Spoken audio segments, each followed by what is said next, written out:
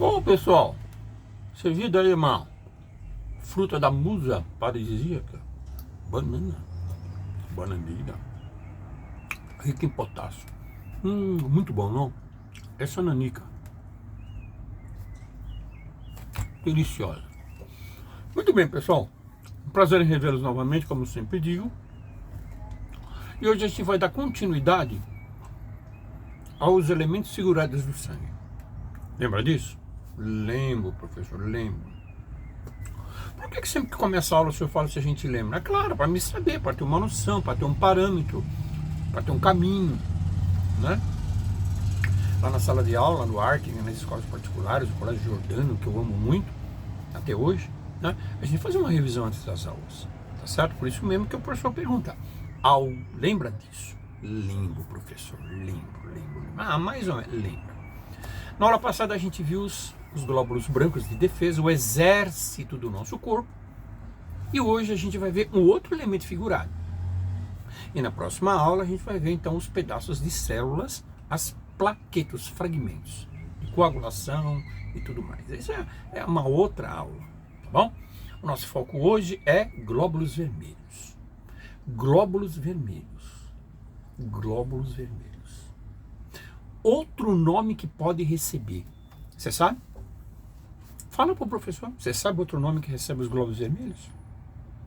Professor, eu posso chamá-los de hemácias? Pode, glóbulo vermelho ou hemácias. É verdade, professor, que existe um outro nome? Sim.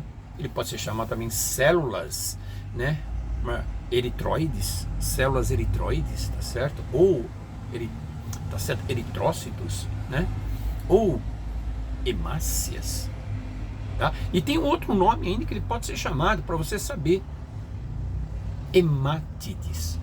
Hemátides. Olha só, hein? Se você ficar sabendo isso aí, você passa na frente de muita gente. Muita gente não sabe que o glóbulo vermelho, principalmente ensino médio, não sabe que hemátides, tá certo? São os glóbulos vermelhos.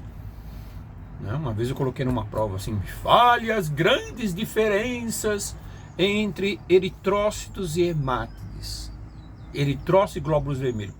Páginas e páginas de diferença. É a mesma coisa. É a mesma coisa. Tá certo? Então é importante você saber os outros nomes que recebe. Ok? Então, glóbulo vermelho, hemácias, células eritrócitos ou células eritroides, né? Hemátides, tá? E hemácias, né? Tá? São nomes que recebem. Tudo bem? Tudo bem. Agora, glóbulos vermelhos. Glóbulos vermelhos. Quem que descobriu os glóbulos vermelhos? Quando é que foi? Quem foi aquela primeira pessoa que fez a sua observação? Eu estava lá e vi. O senhor estava lá? Estava. Foi no século 17, 1674, né? Através do nosso pai da microbiologia, Anton Leeuwenhoek. Ele, o mesmo lá dos glóbulos brancos de observação, primeiramente, é exato, professor.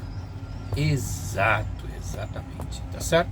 Em 1674, o nosso Anton Leeuwenhoek fez as primeiras observações.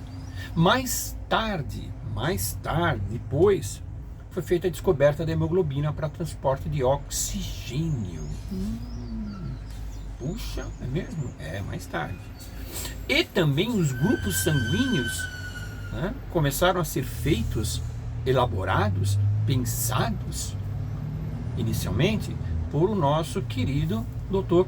Karl Landsteiner, médico austríaco, naturalizado americano. E isso foi por volta de 1901.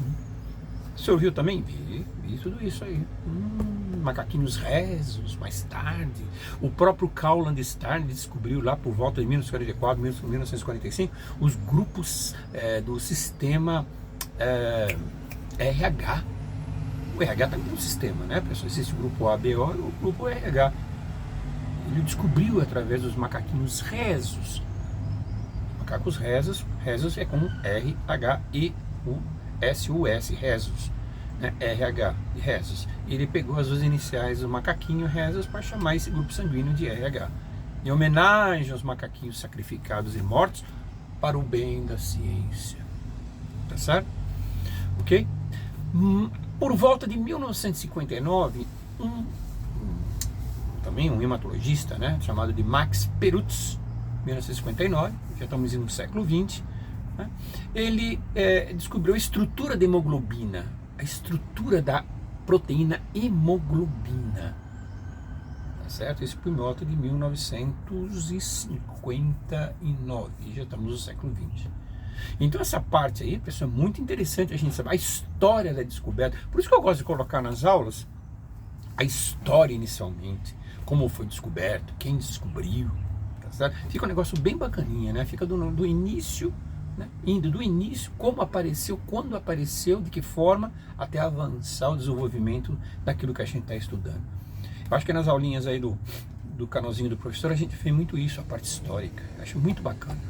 Eu acho que eles também devem achar bacana, né? Mas vamos prestar atenção e vamos lá.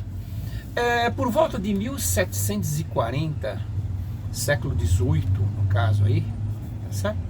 O nosso Vincenzo Mengini descobriu ferro, o ferro dentro dos glóbulos vermelhos. Foi ele? O ferro.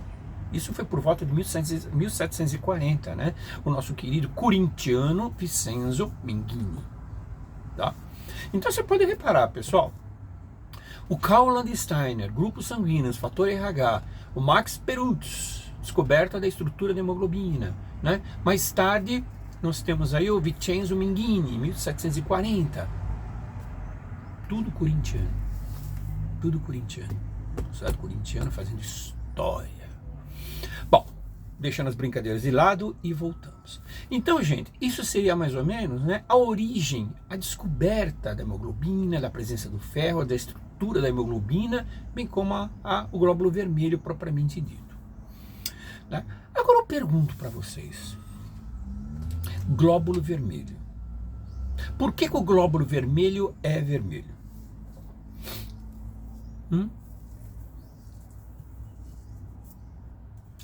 Por que o glóbulo vermelho é vermelho? Hemoglobina, proteína, hemoglobina, ok? Uma quantidade, qual é a quantidade? A quantidade desses glóbulos vermelhos, pessoal, tá certo? É lógico que a origem dele é na medula vermelha dos ossos, né? Essa medula vermelha dos ossos dá a origem deles. Como, por exemplo, os glóbulos brancos que nós vimos, então, a aula passada. Principalmente a medula vermelha. Certo? Medula vermelha dos ossos. Agora, gente, uma quantidade de sangue de uma pessoa adulta saudável, por volta de 5 milhões de glóbulos vermelhos. Tá certo? 5 milhões, hein? Tá certo? Isso no milímetro cúbico de sangue. Uma gotinha de sangue mais ou menos se encontra 5 milhões. Por isso que o sangue é vermelho. Tem maior quantidade. Nós vimos isso na aula passada, quando estudamos novamente os glóbulos brancos. Certo? Por isso que o sangue é vermelho também. Ok? Agora, qual que é a duração? Quanto é que dura uma hemácia? Quanto é que dura um glóbulo vermelho? Quanto é que dura uma hemátide? O glóbulo branco dura bem menos, fazendo uma comparação, uma analogia. O glóbulo vermelho, ele dura por volta aí de mais ou menos 120 dias. Quando ficam velhos, envelhecidos, células velhas e precisam ser destruídos no baço e no fígado, certo? Olha só. Por isso que quem tem diabetes, pessoal, né, a hemoglobina glicada, quando você faz um exame de diabetes, tá, o que acontece? Se você hoje fez o exame hoje de hemoglobina glicada, no caso, né? Porque tem problema de diabetes, o que acontece? Ou pré-diabetes, o que acontece? O médico vai mandar você fazer um novo exame daqui a 120 dias, exatamente quanto dura um glóbulo vermelho, tá? Certo? Porque é através do glóbulo vermelho, da hemoglobina dos glóbulos vermelhos, que é verificado então a quantidade, como é que está a situação da glicose no seu sangue, certo? Hemoglobina glicada. Muito bem. Então, 120 dias ficam velhos e são destruídos no baço e no fígado, certo? Muito bem. Agora, gente, o homem tem mais glóbulos vermelhos ou as mulheres? Quem tem mais glóbulo vermelho, hein? O homem e a mulher? Existem razões para isso, tá? No caso do homem, o sexo masculino, tá? Tem mais hemoglobina por causa dos níveis altos de testosterona que nós apresentamos, que estimula muito mais a produção de hemácias e glóbulos vermelhos. Sério? Pensei que eram as mulheres, professor. Não. São os homens. Testosterona, hormônio caracterizando barba, músculo, desenvolvimento muscular, a voz. Testosterona, tá certo? E por causa dessa testosterona, desse hormônio, o que acontece? Estimula a produção de glóbulos vermelhos na medula óssea. Então o homem tem apresenta um maior número de hemácias no sangue do que as mulheres. No caso das mulheres, a contagem é menor de eritrócitos, devido às perdas menstruais que as mulheres têm. E também pela menor massa muscular que elas apresentam também. Tá certo?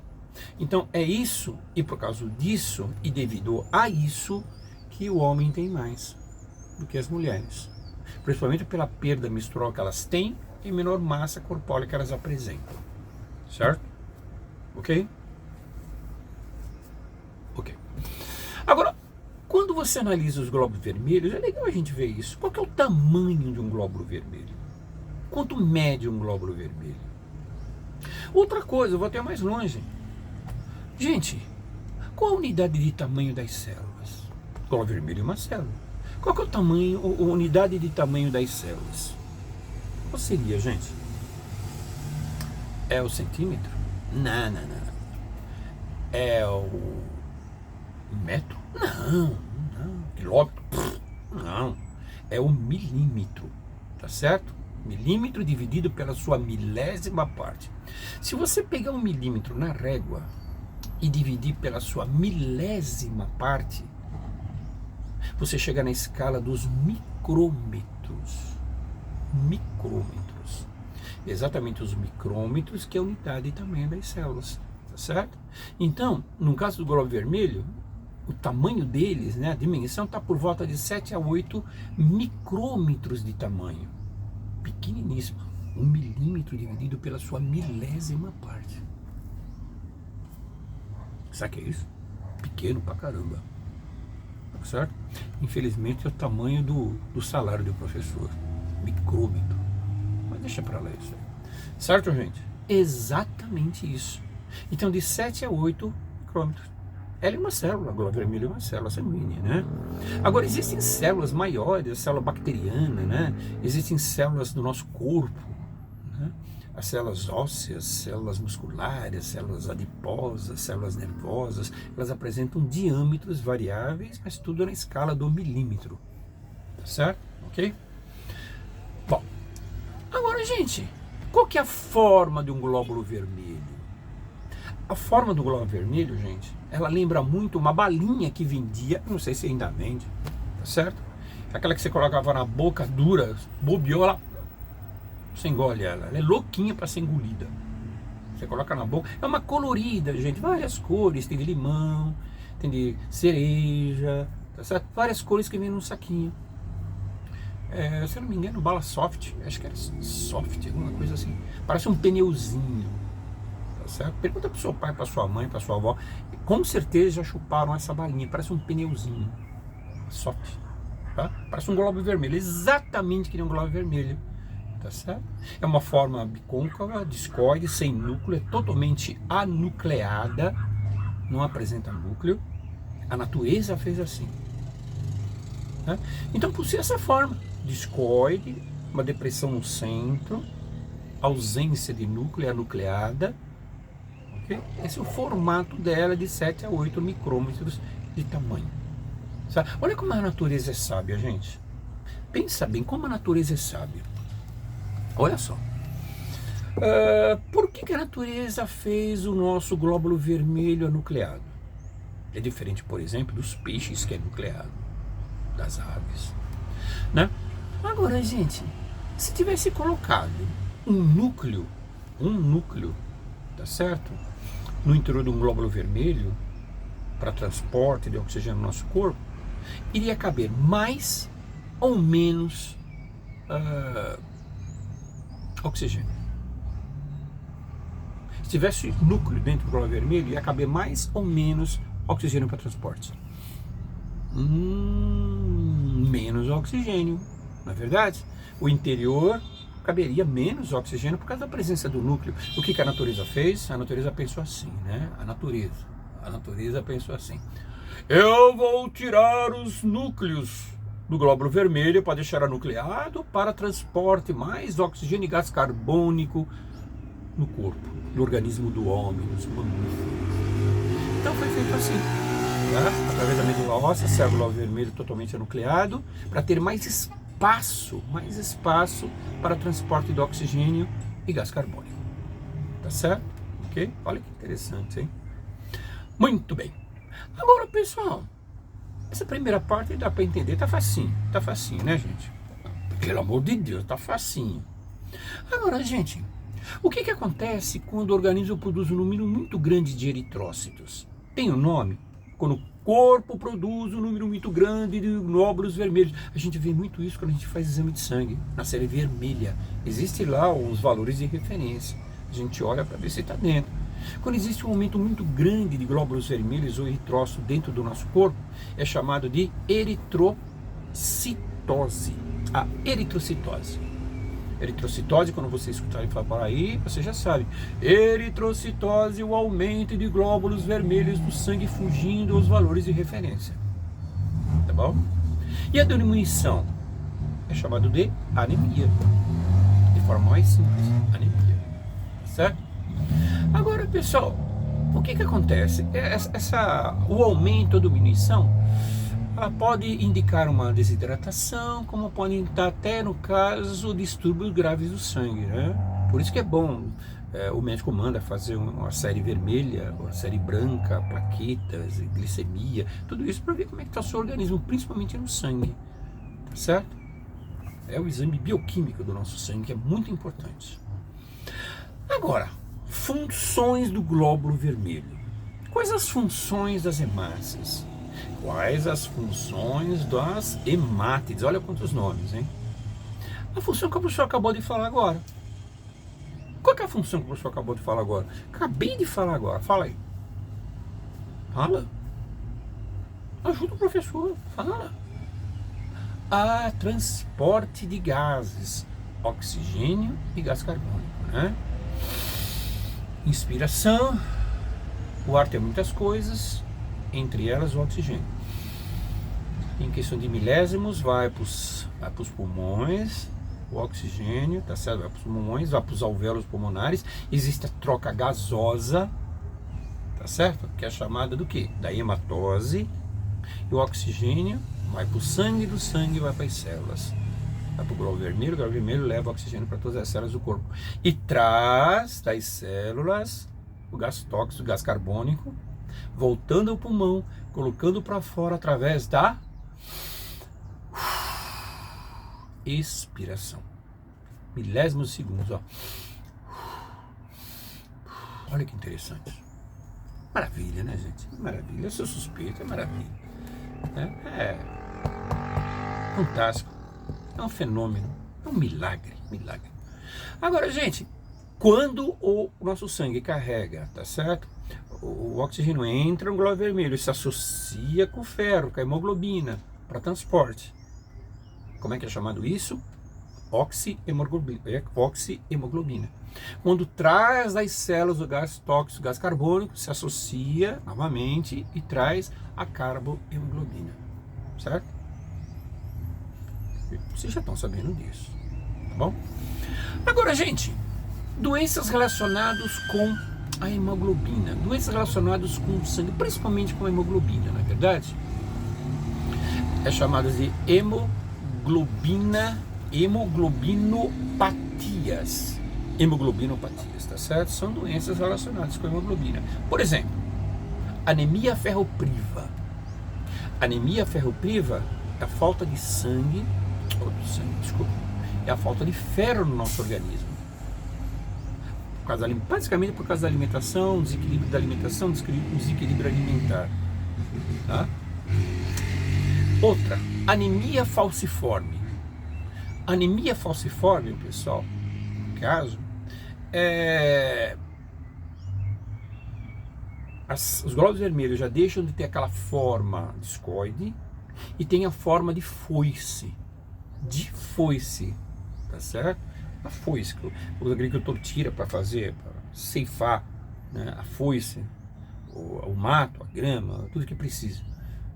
Tá certo? Se ele fica em forma de foice, cabe menos oxigênio, no caso, anemia falciforme, inclusive o indivíduo tem muita falta de ar, né? Tá certo? Porque existe uma diminuição nas células do glóbulo vermelho, anemia falciforme, tá? Agora um negócio interessante, quem tem anemia falciforme, porque o glóbulo vermelho ele muda de forma, ele deixa de ter então aquele formato, tá certo, discoide, para ter forma de foice, uma foicinha, certo? E o que acontece? Malária, o plasmódio. O causador da malária, ele não consegue sobreviver dentro de um glóbulo vermelho na anemia falciforme, que tem forma de foice, porque cabe menos oxigênio. Olha! Então quem tem anemia falciforme dificilmente vai ter o quê? Dificilmente vai ter, certo? A malária. O protozoário não consegue sobreviver por causa de falta de oxigênio. Mas por outro lado vai desenvolver o quê? A anemia falciforme. Tá certo? Negócio interessante, né? Tá? Então existe também o excesso de glóbulos vermelhos no nosso corpo, formando aqueles chamados e perigosos, os coágulos. Então é formado pelo excesso de glóbulo vermelho, tá certo? Existe uma outra doença também que a gente caracteriza relacionada com os glóbulos vermelhos e hemoglobina, que é a talassemia. A talassemia é um grupo de doenças, tá certo? É um defeito genético no qual o indivíduo ele produz menos hemoglobina na chamada talassemia. É um defeito genético, tem isso é geneticamente passado. E esse defeito na hemoglobina produz várias coisas negativas, tá certo? Né? Várias doenças. É muito interessante, gente, ó, produzindo menos hemoglobina, né? Levando um monte de efeitos colaterais por causa disso. E só para constar, quando você fala em talassemia, inclusive quando você estuda genética, existem muitos probleminhas relacionados com a talassemia, né? Existe uma talassemia menor, uma talassemia intermediária, existe uma talassemia maior, geralmente causando então anemias graves, tá certo? Em probleminhas genéticas, nos heredogramas a gente vê muito isso, né? Talassemia no heredograma para você descobrir genótipo, tá certo? Fenótipo, genótipos nas gerações, né? Então é muito bacana resolver os problemas de heredogramas, tá bom? Gente, então vocês tiveram uma base superficial, vocês podem se aprofundar mais em termos de glóbulos vermelhos, ok? Eu acho que ficou simples, eu acho que ficou facinho de você entender como primeira mão, para depois se aprofundar. Se aprofundem nesses assuntos aí que são importantes em termos de Enem, em termos de vestibular, certo? Tá bom? Fechou? Fechou. Então hoje nós vimos os glóbulos vermelhos, na verdade, nós vimos um pouquinho de histórico a respeito deles, nós vimos a quantidade numa pessoa saudável, o número, a quantidade de glóbulos vermelhos no homem e na mulher, falamos do tamanho, falamos da forma, falamos das funções, interessante, tá certo? E algumas doenças relacionadas com hemoglobina, tá? Hemoglobinopatias, tá? Hemoglobinopatias, tá bom? Doenças ligadas à hemoglobina, certo? Então, tudo bem, pessoal, um grande abraço para vocês. Qualquer dúvida, vocês se inscrevam lá na parte de comentários, lá no canalzinho do professor. E na próxima aula a gente vai dar uma última olhada, então, nessa parte de elementos figurados, que seriam, então, as plaquetinhas, os trombócitos. Ok? Beijo para vocês, um abraço para todos, saúde para você, para sua família, para seus amigos, e na volta estamos aí. Fui. Um beijo, gente. Até lá, pessoal.